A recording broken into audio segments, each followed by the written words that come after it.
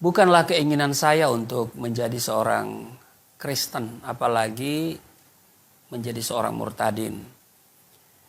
Tetapi kalau hal itu terjadi, saya sangat percaya pada apa yang tertulis dalam Injil Yohanes pasalnya yang ke-15, ayatnya yang ke-16. Bukan kamu yang memilih aku, tetapi akulah yang memilih kamu. Demikian kata Tuhan Yesus.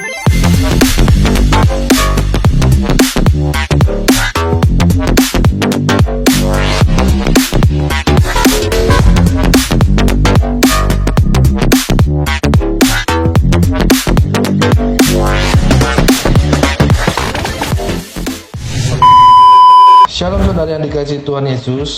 Sebelum memulai video ini, tolong bantu subscribe channel ini dengan cara klik tombol merah bertulisan subscribe. Mari kita sama-sama mewarnai dan memuliakan nama Tuhan di media sosial. Saya hitung sampai 3 ya. 3, 2, 1. Terima kasih. Tuhan Yesus memberkati. Selamat menonton.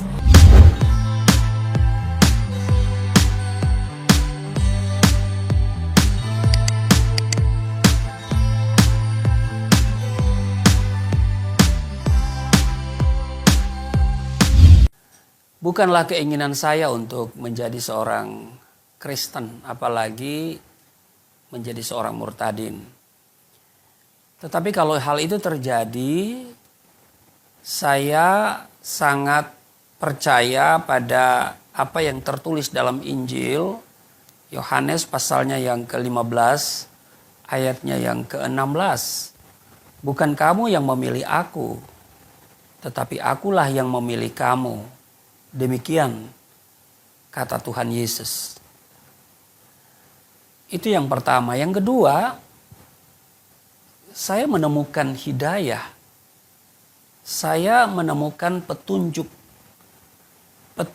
keselamatan di dalam Yohanes pasal 14 ayat yang ke-6. Tuhan Yesus berkata, Ana huwa tariq wal haq wal hayatu. Akulah jalan, kebenaran dan hidup. Laisa adin ya'ti ilal abi illa bi. Tidak seorang pun yang datang kepada Bapa kalau tidak melalui aku. Ini sebuah petunjuk yang memang selama ini saya cari. Karena secara umum ketika saya menjalankan seluruh kegiatan keagamaan saya sesungguhnya adalah seorang yang pencari petunjuk. Ya. Karena saya setiap hari minta petunjuk dari Allah Subhanahu wa Ta'ala. Yang kedua, saya butuh juru selamat. Karena saya sadar bahwa saya tidak dapat menyelamatkan diri saya sendiri. Saya tidak bisa selamat dengan kemampuan saya. Karena itu saya memilih Kristen menjadi agama saya karena Yesus Kristus sebagai juru selamat. Itu sebabnya saya katakan Nabi boleh banyak, Rasul boleh banyak, tapi juru selamat hanya satu, yaitu Yesus Kristus. Saya tidak butuh Nabi, saya tidak butuh Rasul. Sebab Nabi dan Rasul sampai hari ini punya gelar yang sama, yaitu almarhum. Tetapi Yesus Kristus, dia hidup. Dan dia berada di surga. Waktu dia naik ke surga, banyak mata yang memandang. Dan malaikat pun berkata, dia akan datang seperti kamu lihat dia naik. Yang keempat, kenapa saya memilih Kristen menjadi agama saya? Saya menjadi seorang murtadin. Karena saya sangat kagum dengan ajaran keselamatan iman Kristen. Ini yang luar biasa. Di dalam Markus 16 ayat 16, siapa yang percaya diselamatkan, yang tidak percaya dihukum. Jadi siapapun engkau yang tidak percaya kepada Yesus Kristus sebagai Tuhan dan Juru Selamat, binasa. Sekali lagi saya tegaskan, binasa. Saya seorang yang terlahir dari keluarga yang sakinah, mawaddah, warahmah. Tentu sebagai anak dari keluarga yang sangat ketat dalam menjalankan syariah agama, orang tua mengajarkan juga nilai-nilai agama, ya bahkan obsesi dari orang tua adalah supaya anaknya menjadi seorang yang sungguh-sungguh beragama dengan baik, beriman dengan baik. Karena itu saya pun demikian. Saya memiliki prinsip yang begitu kuat, boleh dikatakan seperti itu, yang adalah prinsip Islami. Semua orang Islam tentu pegang prinsip itu, yaitu Quran surat 3 ayat 19. Inna dina indallahil Islam. Sesungguhnya agama yang diridhoi di sisi Allah hanyalah Islam. Saya sadar itu saya pegang secara kuat.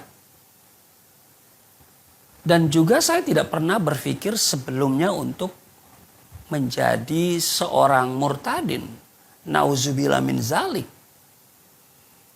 Karena saya juga pegang dalam surat ketiga yaitu Al-Imran ayat 19 yang saya sebutkan tadi, tapi juga di ayat 85 disebutkan di sana waman yabtagi gairal islami dina falan yuqbala minhu wa huwa fil akhirati minal khasirin.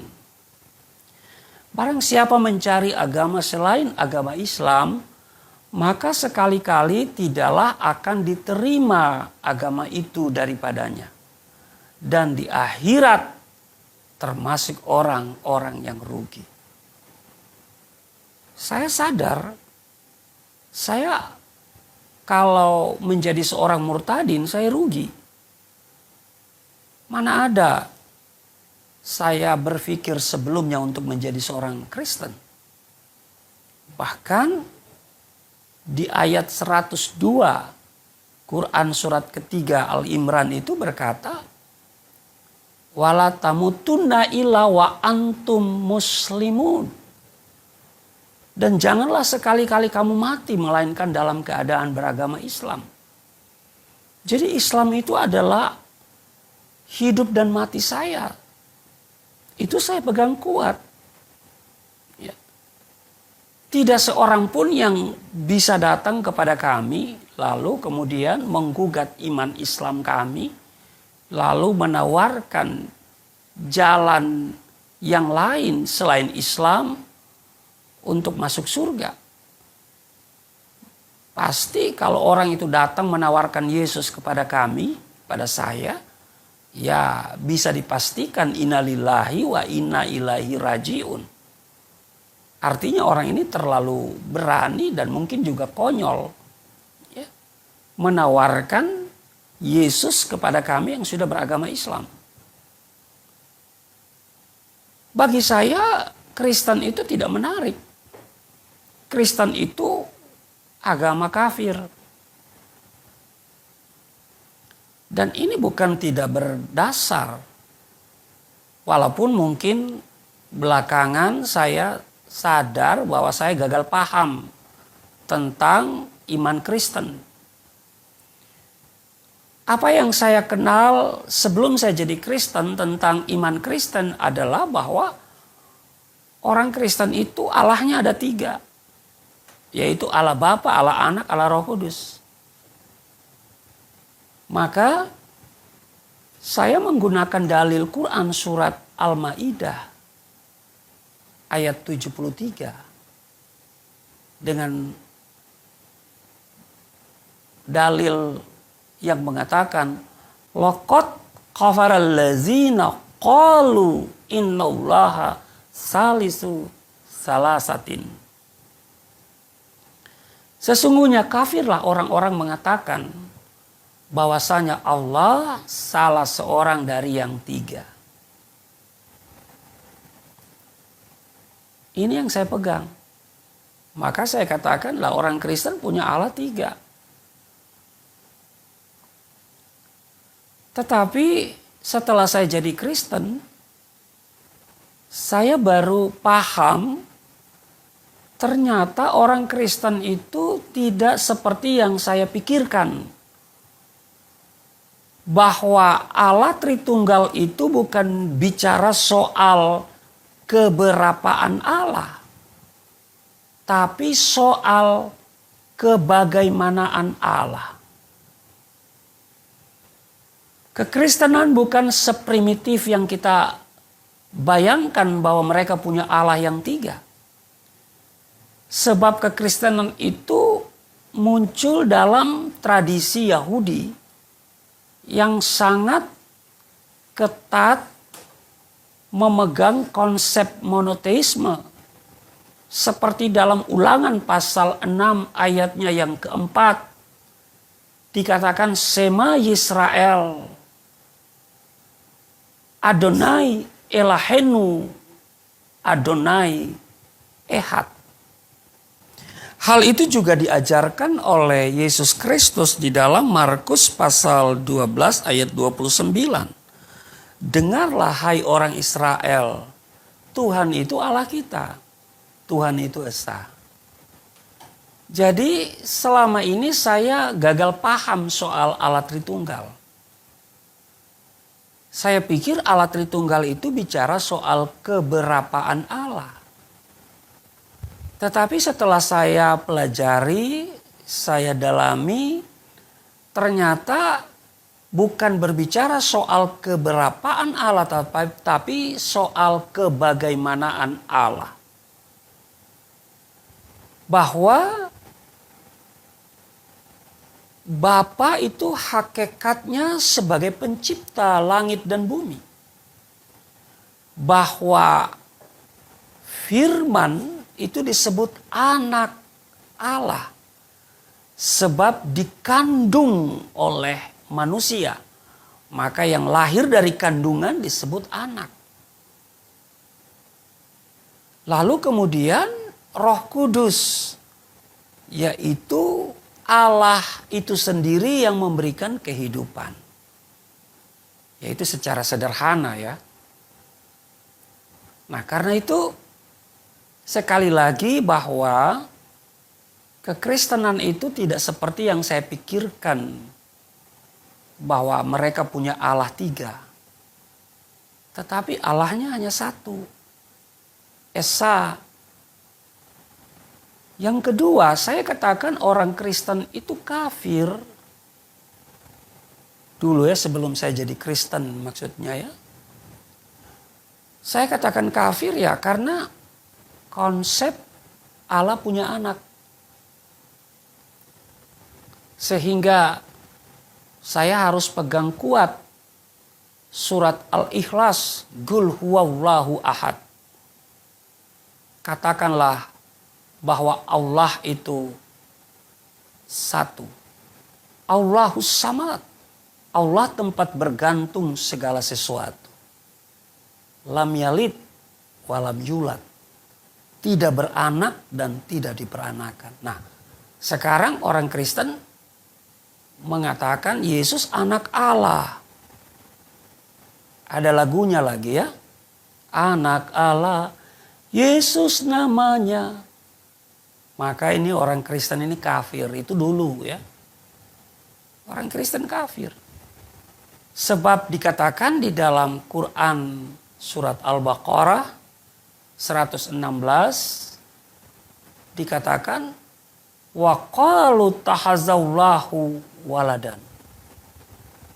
Mereka dalam kurung orang-orang kafir berkata Allah punya anak. Lah orang Kristen punya konsep Yesus anak Allah. Benar nih orang Kristen ini kafir. Itu saya dulu. Itu yang kedua. Yang ketiga, saya berani katakan orang Kristen itu kafir. Ya tentu sebelum saya jadi Kristen ya. Ya kembali lagi di dalam surat Al-Maidah ayat 72. Dikatakan laqad kafaral ladzina qalu innallaha huwal masih ibnu Maryam. Sesungguhnya telah kafirlah orang-orang yang berkata sesungguhnya Allah ialah Al-Masih putra Maryam. Inilah alasan kenapa saya katakan bahwa Kristen itu kafir. Maafkan saya orang Kristen karena dulu saya gagal paham soal iman kalian. Nah karena itu sebagai orang kafir tentu orang Kristen itu saya tidak suka bergaul sama mereka. Ya. Jangankan jadi Kristen saudara. Bergaul sama orang Kristen itu saya gak suka. Saya membatasi diri. Karena saya pegang prinsip yaitu pergaulan yang buruk merusak kebiasaan yang baik. Ternyata prinsip itu adalah prinsip Alkitabiah.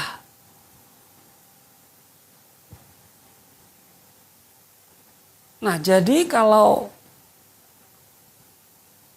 orang bertanya kepada saya, kenapa Anda jadi Kristen? Ya tentu bukan keinginan saya. Tidak punya keinginan sama sekali untuk menjadi seorang murtadin. Menjadi seorang Kristen yang oleh saya sendiri katakan itu kafir. Ya. Tapi kenapa kenyataannya hari ini saya jadi Kristen? Menjadi seorang murtadin. Ya, seperti dikatakan di dalam Yohanes pasal 15 ayat 16, bukan kamu yang memilih aku, tetapi akulah yang memilih kamu. Maka ini sangat benar. Isa Al-Masih datang menjumpai saya dalam sebuah penglihatan. Ketika saya sedang mempersiapkan kegiatan ibadah saya pada subuh hari. Nah, dari perjumpaan itu dalam sebuah penglihatan itu saya punya kerinduan yang begitu menggebu-gebu untuk mempelajari siapa sesungguhnya beliau itu. Yang saya kenal dengan Nabi Isa itu. Ya. Dan saya kan hanya mengenal dia sebatas Nabi dan Rasul. Yaitu Nabi yang ke-24. Ya.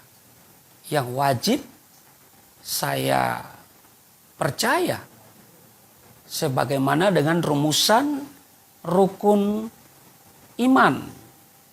Di dalam rukun iman yang keempat, percaya kepada Nabi dan Rasul. Maka saya mulai berpikir untuk mempelajari lebih jauh, mengenal lebih jauh. Dan saya mau tegaskan tidak ada sumber yang paling akurat untuk mengetahui siapa sesungguhnya Yesus Kristus itu selain Alkitab. Ya, selain Alkitab. Kalau ada sumber yang berbicara tentang Yesus Kristus di luar Alkitab, ya dipastikan itu tidak akurat. Nah, karena itu bagi setiap orang yang mau mengenal siapa sesungguhnya Yesus Kristus, harus baca Alkitab. Ya. Tetapi untuk mendapatkan, apalagi membaca Alkitab, bagi saya itu sebuah kesulitan. Masalahnya kami tidak dianjurkan. Mana ada sih orang Islam dianjurkan baca Alkitab? Mana ada orang tua Islam mengatakan kepada anak-anaknya, selain kalian baca Al-Quran, baca Alkitab ya. Nggak bakalan. Ya. Bahkan saya diajarkan sejak kecil bahwa Alkitab yang ada ini palsu. Sudah dikorup begitu ya. Udah diubah-ubah. Dan ini yang selalu saya katakan kepada teman-teman Kristen. Alkitabmu itu udah palsu, bukan asli lagi. Udah diubah-ubah. Tetapi kalau teman-teman yang Kristen itu mengatakan kepada saya, siapa yang memalsukan, bagian mana yang dipalsukan, kapan dipalsukan, ya saya tidak bisa menjawab. Dan kalau itu palsu, mana yang asli, ya saya tidak bisa memberitahu, memberikan bukti kepada mereka. Ya, itulah alasan-alasan saya dulu.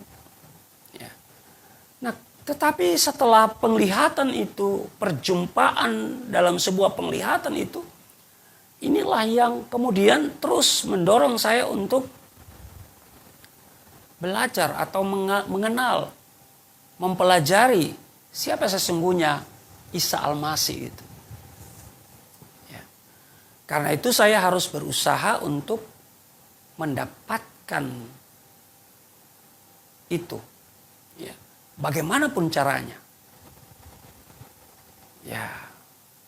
Tetapi lagi-lagi bukan sesuatu yang mudah. Dan saya juga tidak punya keberanian. Karena apa? Karena kalau ini diketahui oleh orang tua saya mendapatkan Alkitab, lalu kemudian membaca Alkitab, wah ini bisa malapetaka ini. Bisa innalillahi wa inna ilaihi rajiun nih. Ya kalau zaman sekarang mungkin secara diam-diam kita bisa baca Alkitab. Karena masing-masing kita punya Android. Dan kita akan download itu Alkitab dalam berbagai versi bahasa. Ya. Tapi zaman itu, ya, zaman di mana saya waktu itu kan tidak seperti hari-hari ini, ya, begitu hebatnya teknologi ini. Tidak ada lagi yang tersembunyi hari ini. Semuanya sudah terbuka. Ya. Tidak ada lagi yang bisa disembunyikan hari-hari ini. Nah, karena itu saya harus kumpulkan keberanian untuk membaca Alkitab. Saudara bayangkan, untuk membaca Alkitab, saya harus kumpulkan keberanian dulu. Supaya nanti kalau kedapatan oleh keluarga saya baca Alkitab, mungkin itu ayah saya atau ibu saya atau saudara-saudara saya punya alasan. Maka Tuhan memberikan saya hikmat. Ya. Minimal ada 3 alasan kenapa saya harus membaca Alkitab. Yang kemudian menimbulkan keberanian untuk membaca Alkitab. Yang pertama yaitu rukun iman yang ketiga. Di dalam Islam kan ada rukun iman. Rukun iman ada 6. Yang pertama percaya kepada Allah, yang kedua percaya kepada malaikat, yang ketiga percaya kepada kitab yang pernah diturunkan oleh Allah. Antara lain Taurat, Zabur, dan Injil. Nah, Taurat, Zabur, dan Injil hari ini telah menjadi satu buku namanya Alkitabul Muqaddas. Kitab suci atau Alkitab. Ya. Maka ini menjadi alasan menimbulkan keberanian. Wah, saya mesti baca ini. Saya harus baca kitab-kitab yang pernah diturunkan oleh Allah. Bukan hanya percaya, harus baca. Ya. Itu yang pertama. Yang kedua, saya didorong keberanian itu dengan Al-Maidah ayat 46. Dikatakan wa atainahul injila fi hudan wa nurun. Allah berkata, kami berikan Injil. Di dalamnya ada hudan, ada petunjuk. Dan juga dikatakan wa nurun, dan cahaya yang menerangi. Ini sesuatu yang luar biasa. Maka Al-Quran itu sangat saya hargai sebagai kitab suci saya dulu. Karena memberikan isyarat bahwa di dalam Injil ada petunjuk, ada terang, ada cahaya yang menerang. Bukankah dalam hidup ini kita membutuhkan petunjuk? Sebutkan apa yang kau butuhkan. Maka saya hanya bisa berkata dengan satu kalimat pendek, Alkitab adalah petunjuknya.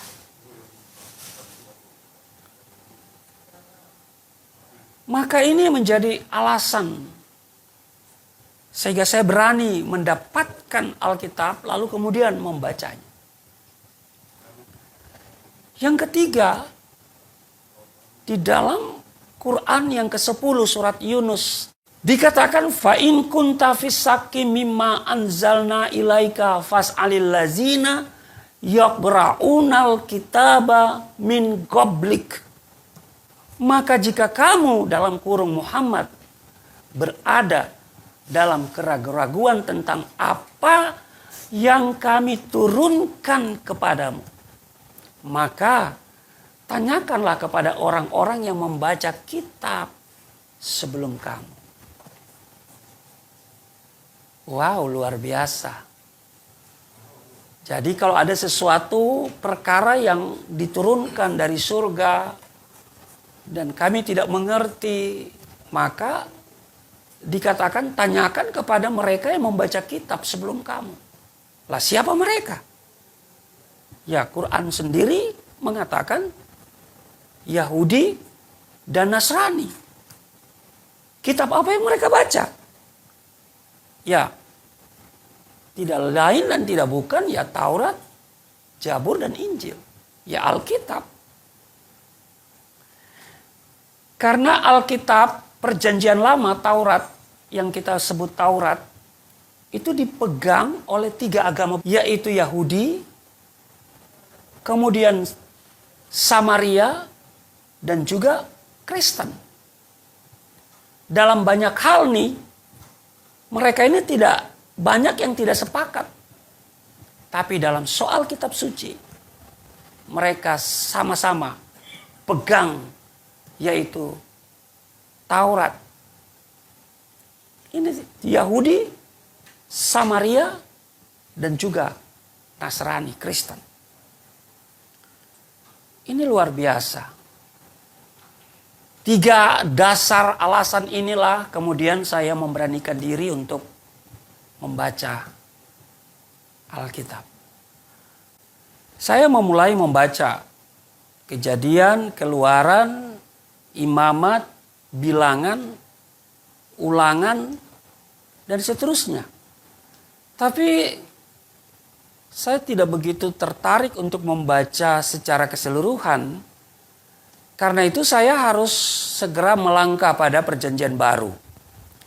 Nah, pada perjanjian baru, Matius, Markus, Lukas, dan Yohanes yang paling saya suka baca yaitu Injil Yohanes.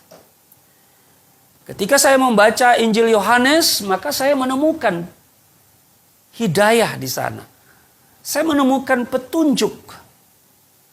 Mulai dari Yohanes pasal 5 ayat 24. Di sana dikatakan, aku berkata kepadamu, sesungguhnya barang siapa mendengar perkataanku dan percaya kepada Dia yang mengutus aku, ia mempunyai hidup yang kekal dan tidak turut dihukum, sebab ia sudah pindah dari dalam maut ke dalam hidup. Saya terus membacanya. Dan paling menarik adalah Yohanes pasal 14 ayat 6. Akulah jalan, kebenaran, dan hidup. Tidak ada seorang pun yang datang kepada Bapa kalau tidak melalui aku, kata Tuhan Yesus. Tuhan Yesus berani berkata tidak seorang pun yang datang kepada Bapa. Bapa itu di mana? Di surga. Karena Dia mengajarkan doa Bapa kami yang di surga. Ini artinya tidak seorang pun yang datang ke surga kalau tidak melalui Yesus. Saudara yang mau ke surga, suka atau tidak suka, senang atau tidak senang, harus melalui Yesus. Kalau tidak melalui Yesus, binasa. Orang Manado bilang mampus. Itu sebabnya saudara, waktu baca ayat ini saya begitu luar biasa. Ya. Ini dasar. Ya. Semua nabi hanya menunjuk kepada Yesus. Tapi Yesus berkata, akulah jalan, kebenaran, dan hidup. Saudara mau jalan yang benar harus melalui Yesus. Hidup yang benar harus melalui Yesus. Ya. Dan terus saya baca dan menemukan lagi Kisah Rasul. Karena Kisah Rasul ini ditulis oleh seorang penulis Injil Lukas. Ya. Jadi Kisah Rasul ditulis oleh Lukas yang juga menulis Injil Lukas. Dalam Kisah Rasul 4 ayat 12 saya menemukan sebuah ketegasan dan keselamatan tidak ada di dalam siapapun juga selain di dalam Dia. Sebab di bawah kolong langit ini tidak ada nama lain yang diberikan kepada manusia yang olehnya kita dapat diselamatkan. Tetapi saudara, walaupun saya baca sudah ayat-ayat ini, tidak dengan mudah untuk melepaskan iman Islam. Benar saudara, tidak dengan mudah. Masih saja pikiran saya belum sepakat dengan hati saya. Hati saya sudah mengatakan, suara dalam diri saya berkata ini sebuah kebenaran. Tapi pikiran saya masih berkata Alkitab palsu. Saudara, ini sebuah pertentangan antara akal dan hati nurani saya. Tidak mudah. Saya sekarang masuk pada situasi dilematis. Saya masuk dalam sebuah kebimbangan yang begitu dalam.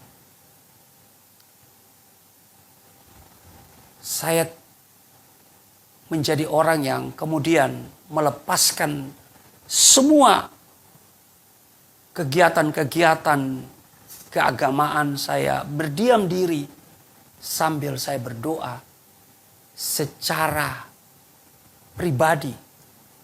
Ya. Dalam hati Saya berseru kepada Tuhan, Engkau yang mempunyai kebenaran itu. Sekarang saya bingung mana yang saya harus pilih. Saya katakan kalau Alkitab ini benar, lupakan saya kepada yang lain, pikiran-pikiran yang lain. Tapi kalau Alkitab ini salah, lupakan saya untuk selama-lamanya kepada Alkitab ini. Saudara,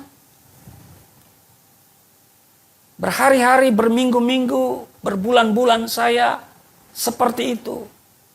Saya berdoa dalam hati saya. Saya membatasi kegiatan-kegiatan keagamaan saya. Tapi kemudian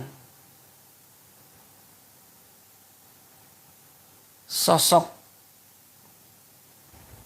yang luar biasa, pribadi yang luar biasa itu, dialah Yesus Kristus kembali datang dalam sebuah penglihatan. Dia mengulurkan tangannya. Dia berkata, datanglah kepadaku, niscaya kau akan mendapatkan kedamaian. Memang saya cari damai. Karena saya berada dalam kebimbangan. Dari statement itu, saya kemudian membaca lagi Alkitab. Dan saya tiba pada pembacaan yang sangat luar biasa. Yang sekaligus saya tidak pernah ragu lagi dan harus ambil keputusan.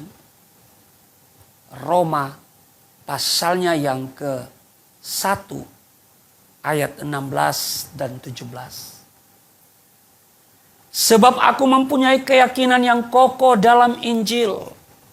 Karena Injil adalah kekuatan Allah yang menyelamatkan setiap orang percaya. Saudara, ini luar biasa. Ya. Saya akan baca secara lengkap ayat itu, saudara. Sebab aku mempunyai keyakinan yang kokoh dalam Injil. Karena Injil adalah kekuatan Allah yang menyelamatkan setiap orang percaya. Pertama-tama orang Yahudi tapi juga orang Yunani. Sebab di dalamnya nyata kebenaran Allah yang bertolak dari iman dan memimpin kepada iman. Seperti ada tertulis, orang benar akan hidup oleh iman. Saudara, dua ayat ini saya simpulkan dalam satu kalimat yang pendek. Injil adalah kebenaran dan kekuatan Allah yang menyelamatkan setiap orang. Katakan amin. Saudara ingin selamat, petunjuknya ada di sini. Saudara ingin bahagia, maka petunjuknya ada di sini. Saudara ingin sukses menjalani hidup ini, di sini petunjuknya. Saudara, inilah yang membuat saya harus bertekuk lutut di hadapan Yesus Kristus. Dan dengan lidah saya harus mengaku Yesus Tuhan dan Juru Selamat. Di luar Yesus nggak ada jaminan keselamatan. Sebab di dalam Markus 16 ayat 16, yang percaya diselamatkan, yang tidak percaya dihukum, mampus, binasa. Wow, sukacita ketika saya mendapatkan jaminan keselamatan di dalam Injil Yesus Kristus. Oleh kasih karunia Allah di dalam Yesus Kristus. Inilah kemudian yang membuat saya begitu bersemangat. Saya harus menceritakan, harus bersaksi. Dan saya mulai menyatakan diri. Saya menerima Yesus sebagai Tuhan dan Juru Selamat. Bahwa di luar Yesus tidak ada jaminan keselamatan. Apa yang terjadi, saudara? Saya dijerat dengan pasal 156A KUHP. Diproses secara hukum sebagai seorang penista agama. Padahal saya hanya bersaksi, baik secara tertulis maupun secara lisan. Tapi saya pada akhirnya bersyukur karena saya melihat semua pasti ada dalam rancangan dan rencana Tuhan yang indah buat pribadi saya. Saya tidak pernah meragukan lagi walaupun saya dituntut 4 tahun pidana penjara. Lalu kemudian putusannya menjadi 4 tahun 6 bulan. Saudara, ancaman maksimal dari pasal 156A KUHP itu 5 tahun pidana penjara. Saya dituntut 4 tahun. Putusan Majelis Hakim Pengadilan Negeri menjatuhkan pidana penjara 4 tahun dan 6 bulan. Saya banding kasasi, hasilnya sama. Ya, saya tetap mengucap syukur. Karena esensi menjadi seorang Kristen 2 hal, saudara. Askuru fi kulli syai'in. Mengucap syukur dalam segala keadaan, dalam segala situasi. Sesuai dengan 1 Tesalonika 5 ayat 18. Dan dikatakan juga di dalam Filipi pasal 4. Yaitu apa? Ifrahu fi rabbi daiman. Yaitu apa? Bersukacitalah senantiasa di dalam Tuhan. Ya. Jadi orang Kristen itu harus punya 2 hal ini. Askuru wa ifrahu. Ya. Mengucap syukur dan bersukacita. Kenapa? Karena sebuah kepastian hidup kekal telah diberikan kepada kita. Kita diselamatkan bukan karena perbuatan baik kita, bukan karena amal saleh kita, tapi amal saleh perbuatan itu tetap kita lakukan sebagai orang yang sudah diselamatkan. Itu untuk mendapatkan apa? Mahkota, bukan lagi keselamatan. Ya. Karena Yesus berkata, akulah pintu. Barang siapa masuk melalui aku, ia akan selamat. Dan ia akan masuk keluar dan menemukan padang rumput. Yohanes 10 ayat 9. Yohanes 10:28 berkata, dan aku memberikan hidup yang kekal kepada mereka. Dan mereka pasti, sekali lagi, boleh, pasti tidak akan binasa sampai selama-lamanya. Dan seorang pun tidak akan merebut mereka dari tanganku. Saudara, karena itu walaupun saya harus mengalami di penjara 4 tahun dan 6 bulan, tidak membuat semangat saya kendor untuk menyaksikan, bersaksi bahwa Yesus adalah Tuhan dan Juru Selamat. Bahwa di luar Yesus gak ada jaminan keselamatan. Mungkin orang lain bisa saja masuk surga tanpa Yesus. Tapi saya pastikan surganya berbeda dengan kita. Karena kita yang menawarkan surga adalah orang yang dari surga. Yesus itu dari surga. Dia menawarkan surga. Dia bicara tentang surga. Kalau saudara bicara surga kepada saya tanya dulu, saudara udah ke surga belum? Saudara belum pernah ke Amerika, saudara bilang, ayo kita ke Amerika. Saudara sudah pergi ke Amerika? Belum. Iya. Itu namanya teori. Tapi kalau Yesus, dia dari surga, datang ke dunia. Dia nuzul. Dia firman Allah yang menjadi manusia. Sekali lagi, menjadi manusia. Sekali lagi, menjadi manusia. Dia berkata-kata dalam bahasa manusia. Dia merasakan apa yang dirasakan oleh manusia. Sehingga dia tahu persis perasaanmu. Dia tahu persis kemampuanmu. Karena dia pernah menjadi manusia. Karena itu saudara, siapapun engkau yang mendengarkan kesaksian saya, tetaplah di dalam iman kepada Yesus Kristus. Jangan saudara meninggalkan iman Yesus Kristus. Karena akan binasa, mampus. masuk neraka. Ya. Biarlah kesaksian saya ini menjadi kekuatan iman bagi saudara dan membuat saudara makin bersemangat menjalani kehidupan sebagai seorang Kristen dan tidak pernah malu bersaksi.